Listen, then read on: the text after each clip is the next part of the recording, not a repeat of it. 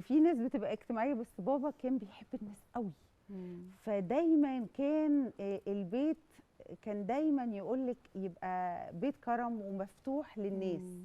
يعني كان ينزل الله يرحمه. يصلي الجمعة وهو راجع يشوف ناس مثلا ما شافهمش بقاله كتير بالصدفة، هم بيصلوا، ركنوا العربية في أقرب جامع وصلوا. لازم ياخده في سكته، يقول له يلا تعالى انت هتتغدى معانا، ويلا تعالى واللي موجود يطلع. وهو كان يا حبيبي بيحب قوي الله يرحمه يبقى دايما حواليه ناس كتير وقلبه كان حلو قوي قوي.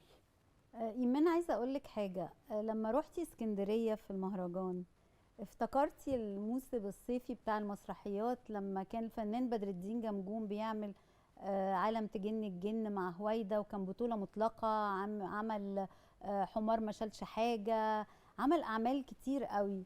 فاكره كواليس الاعمال دي في اسكندريه؟